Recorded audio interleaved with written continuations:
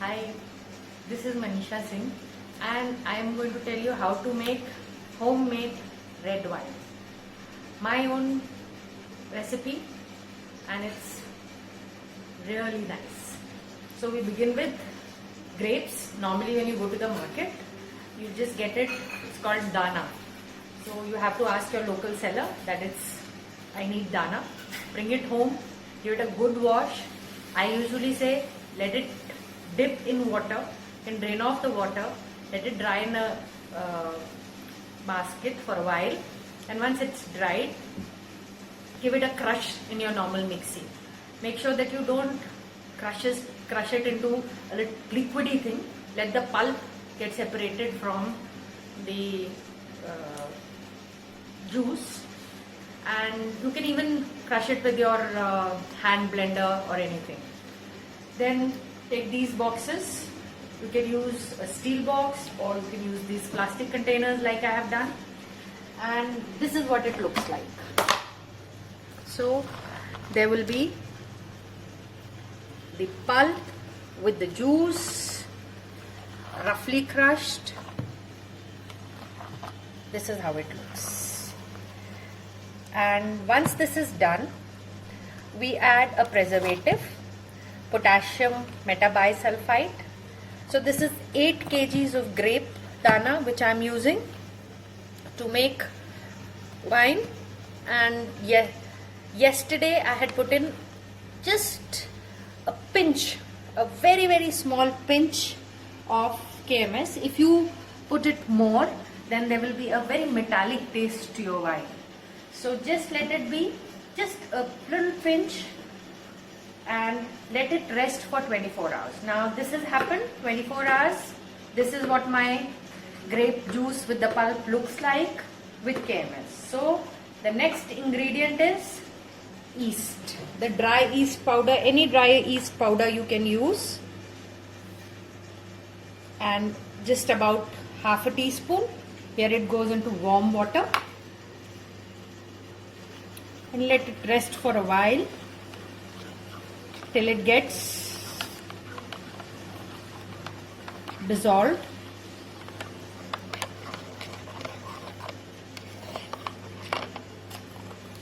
This is the main ingredient of our wine.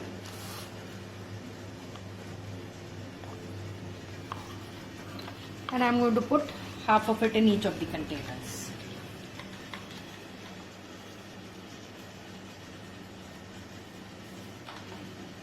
Half into this and half into this.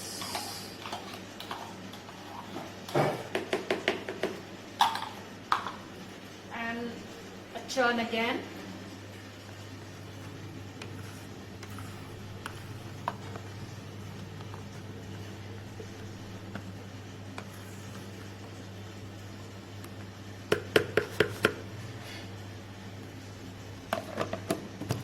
And this rests. The same thing on the second container.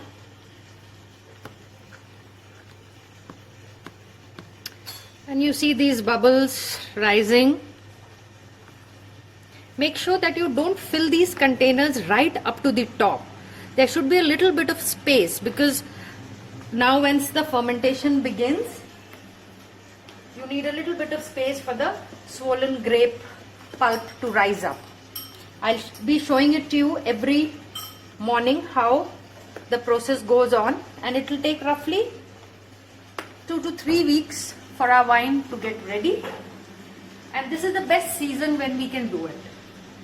Start around mid-February when you have a lot of grapes coming and the heat as well as the cold is optimal. If there is not much warmth in your area, then you can put these containers in the sun so that the fermentation can kick in nice, and once the fermentation goes on fast, then you can shift them to in a warm chamber. So for now, for today, let's rest. Good night. See you in the morning again. Hi. Good morning again. Now this is day 3. Day 1 was when we put in KMS. Day 2 was when we put in yeast. Now every morning we have to give it a good crush as well as move the grapes and the pulp and the juice together so that the fermentation goes on very nicely. So how does it look and how does it smell on day 1? Let's see. Day 1 of fermentation. So this is when I lift the lid up. We'll see small little bubbles put in here. And this is what? Lots of fermentation, lots of bubbles rising. And you get that nice mushy smell. So you have to just prevent the top from drying. Move the grapes as well as the juice so that all the yeast gets a lot of substrate to be fermented. Nice fruity smell coming.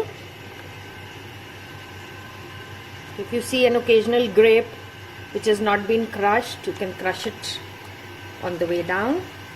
So this happens today.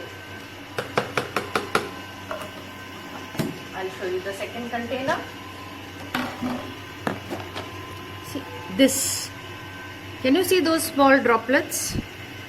This is an indication that your fermentation is going on.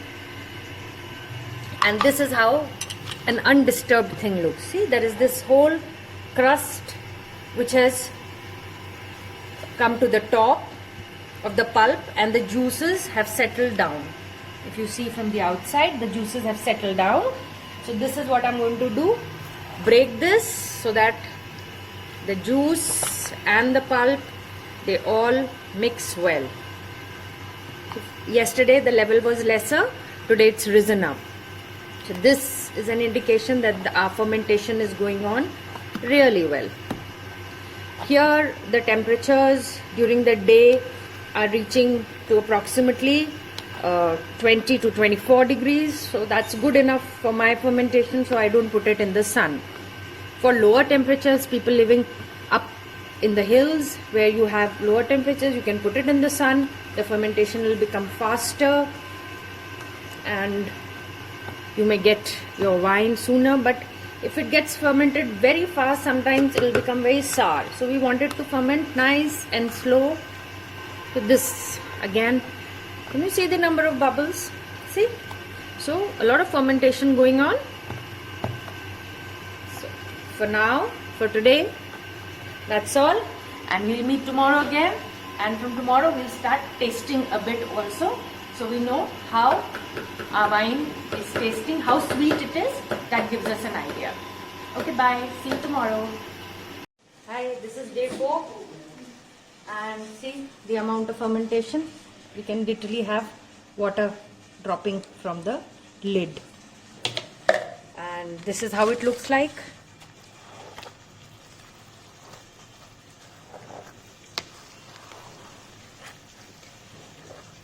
I had two containers and I got a big container, so I've transferred the whole amount into this. So the same drill, you have to take it down, churn it nice and well.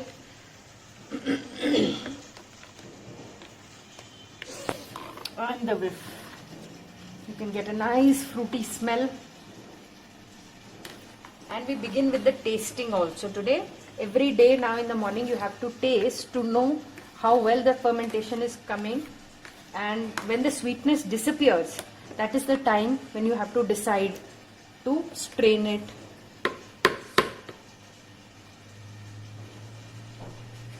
just get a spoon.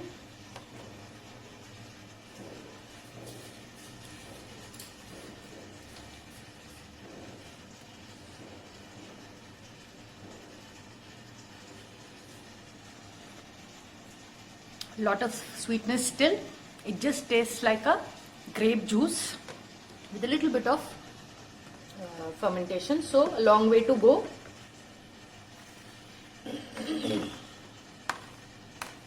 That's all for today. Till tomorrow, meet again. And this is day 5. Fermentation still on. You can see the water dripping from the top of the lid.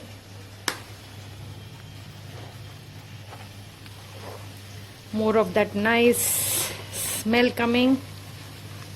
Fermentation is going on nice and well. You can see the bubbles coming. Lots of them. When I turn it, this is a sign that the fermentation is actively going on. So we crush the grapes, bring it down, give it a good swirl. This is the most important thing, so that uniform fermentation goes on. There is no drying of the crust on top. This will ensure a good taste to your wine later on, because all the sugars from the grapes will be released and be available for fermentation. Now, why we crush it coarsely is so there is a greater surface area in which the fermentation can kick on. And we taste it again.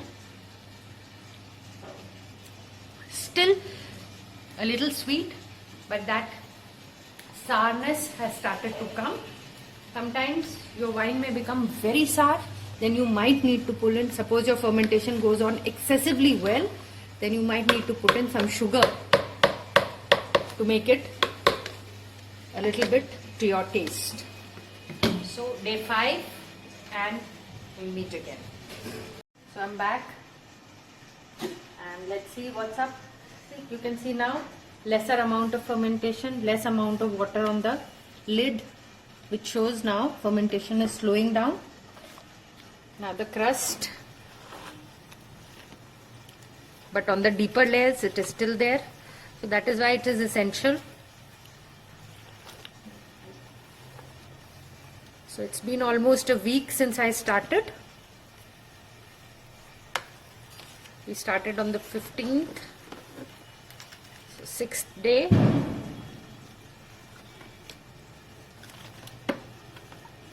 Good churn and crushing.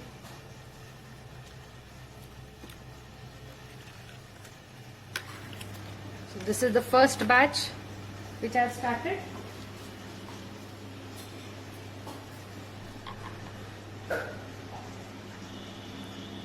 Yes. Now there is hardly any sweetness left.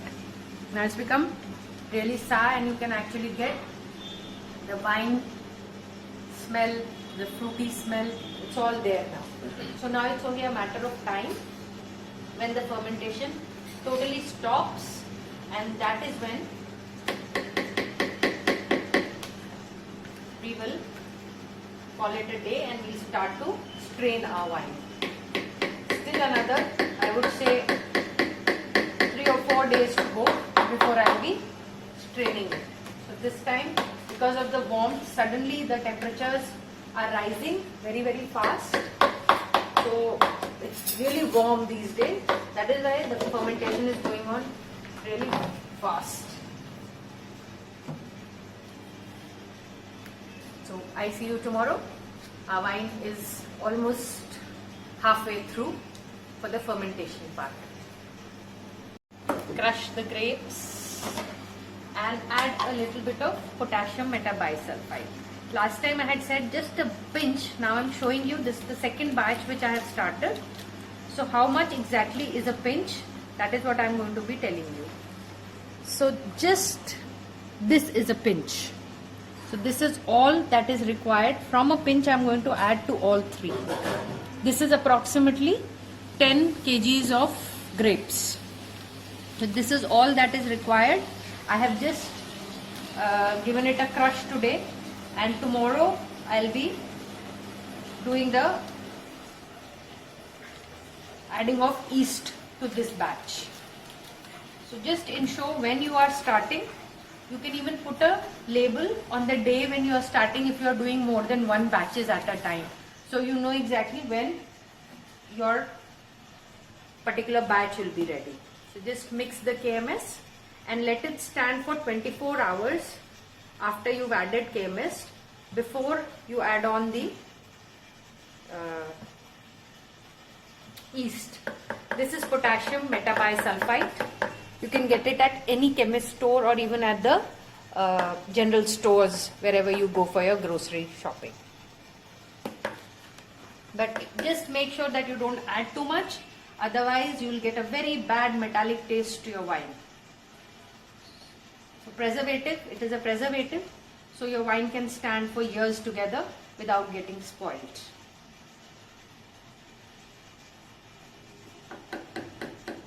So now I'll be showing both the batches at different times till our final product is ready. Hello, so now it's day 7 and today I have strained because I saw the fermentation going on really hard, very fast, so everything was overflowing. So I've strained because I don't want it any more sour, and the wine was getting a little sour. So I have strained it. So this is what it looks like, the strained thing, and this is what the strained material is. Now this strained material, you need not throw it. You can use it in cakes, or you can grind it very fine and make jams out of it. So you do not need to throw this fermented waste. Or people who don't want to use it, they can put it for home composting. You can just put it in a box and let it lie down on a covered box for a while, and it makes very good home compost for your plants. Now this now needs no more stirring. You can see small bits of bubbles coming still. That means the fine fermentation is still going on. So this needs to rest now for good 6-7 days when all this stops.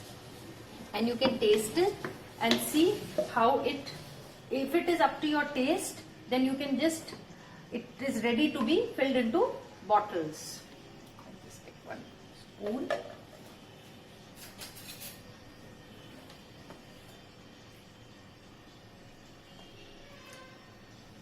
Nice, but I would like a little more of the yeast smell to go away, so I will leave it for another 3-4 days before I'm going to strain it into bottles. Now let me see the second batch, how the fermentation has been going on in this second one. Can you see the change in the color?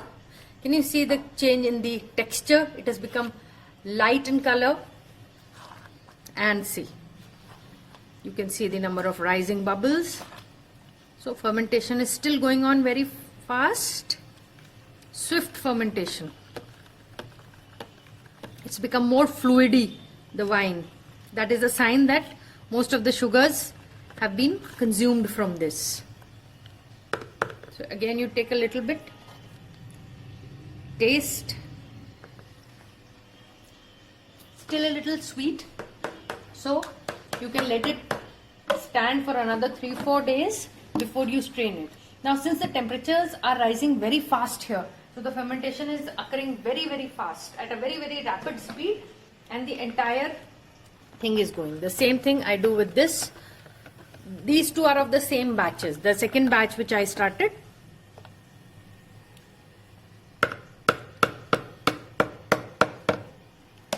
So till we meet again tomorrow.